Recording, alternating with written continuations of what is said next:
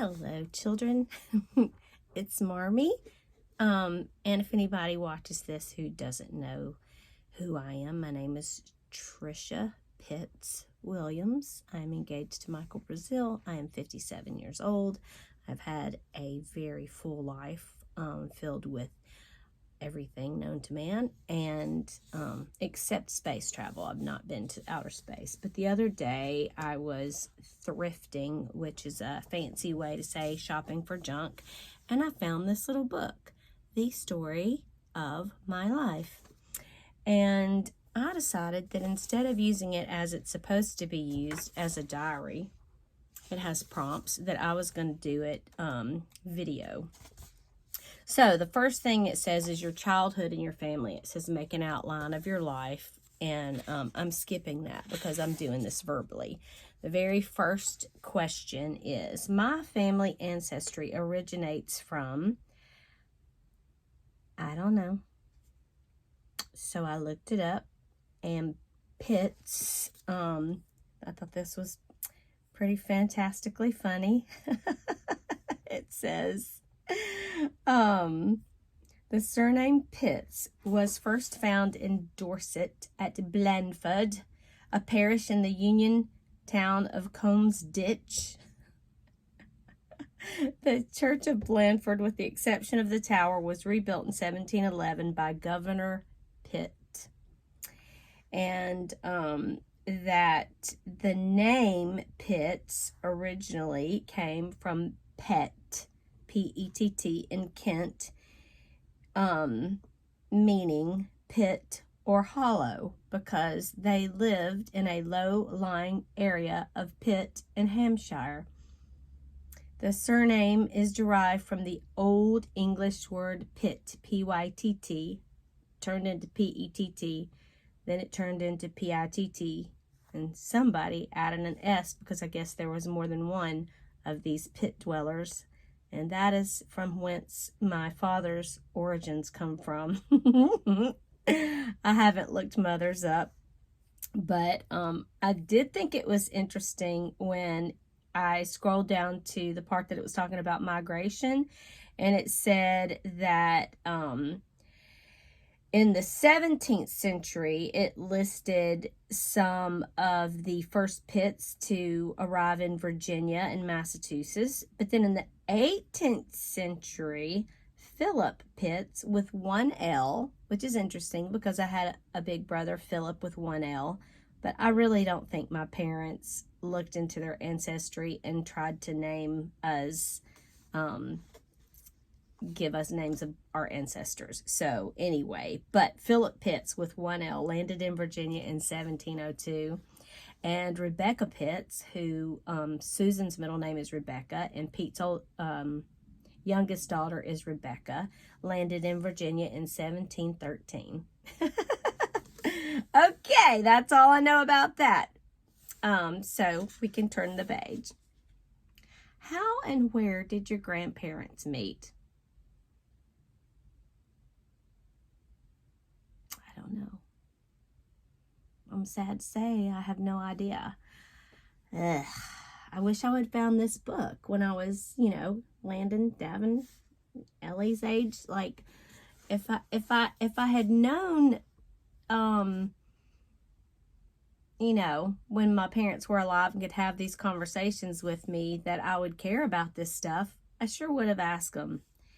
If they ever told me how their parents met, I don't recall. Mom's parents were married in Honaker, Virginia, and I imagine it'll probably ask me what I know about my mom's parents and my dad's parents, so I won't even go into that right now.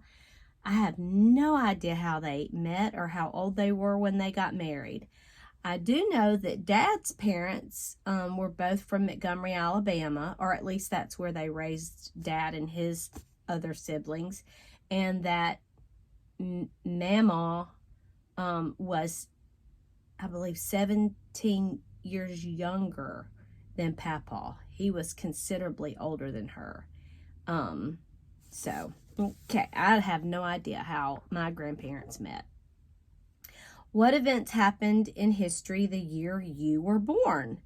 Okay, so, you know, you don't really have a memory from when you're a newborn, but I do recall a lot of things from when that were talked about as I became 4 and 5 years old.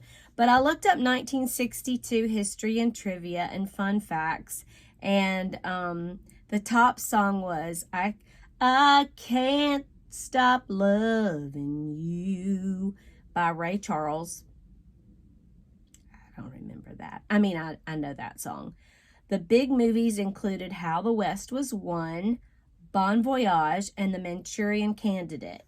I know that How the West Was Won and The Manchurian Candidate were movies that my dad liked. There's one of Nanny's little fallen angels and one of my scary dolls. I just noticed that. I'm in my office. It's a mess.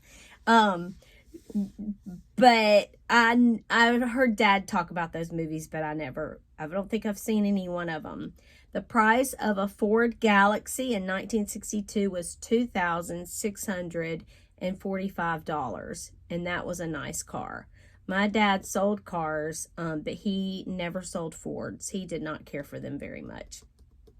The world population was 3,137,000.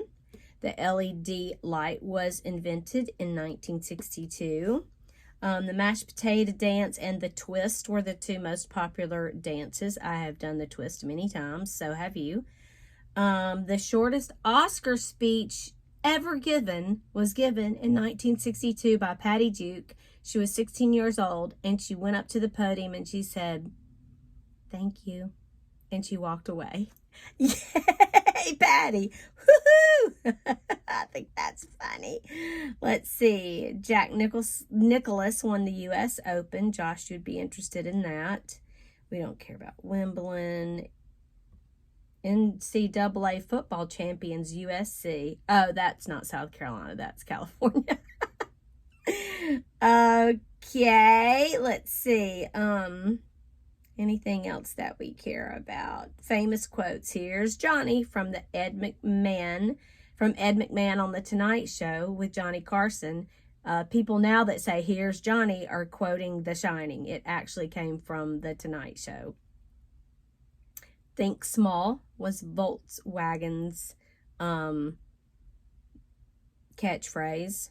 Bond, James Bond, was from Dr. No, originally in 1962. Bond, James Bond. Let's see. The Cuban Missile Crisis was a huge thing. Marilyn Monroe said in an interview for Life magazine in 1962, "I never quite understood it, this sex symbol thing. I always thought symbols were those things you clash together. That's the trouble. A sex symbol becomes a thing. I hate to be a thing." I have read a lot about Marilyn Monroe and watched several documentaries about her. And the reason is because she so reminded me of my cousin Mana, who's about 20 years older than me, and just one of my favorite persons on my dad's side. They laugh alike, they kind of looked alike, and they were kind of boring at the same time. And so it made me curious about Marilyn Monroe, and I read about her. And she was really cool. She was kind of a women's rights lady. I mean, she was like, she put people in their place, and it's really sad. I think she got sucked into the politics with the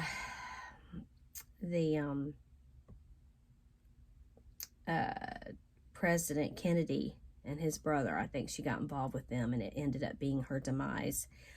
In pop culture, George Jetson had started in 1962. It only aired for 3 seasons. I can't believe that, because it says the first season in 1962 and the second and third season in 1985 and 1987. I only remember the one season from 1962, and I absolutely loved it. And I remember whenever it would show like the screen of, like, instead of talking on the phone, there would be a screen of the person who George Jetson was talking to. And I just remember thinking, oh, I can't imagine that. Like, if on, like if you're on the phone, but you could see the person you're talking to. And now we can. George Jetson thought of it first. Let's see, anything else? President JFK purchased 1,200 Cuban cigars just hours before he ordered the Cuban trade embargo. Sounds sketchy to me. Winston Churchill became the first ever honorary citizen of the United States. That's kind of interesting. An epidemic broke out, but it wasn't like coronavirus. It was hysterical laughter in Tanzania in 1962, and it lasted for over 6 months and affected 1,000 people. Thousands, not 1,000, thousands of people.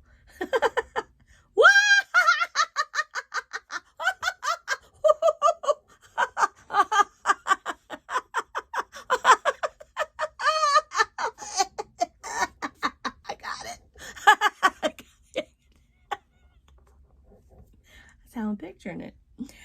Scandals in 1962. Starfish Prime was the U.S. test atomic bomb detonated in space with a force 100 times larger than that of the one on Nagasaki. It generated a mild EMP strike in Hawaii and wiped out several satellites. Wow. Let's skip the boring stuff.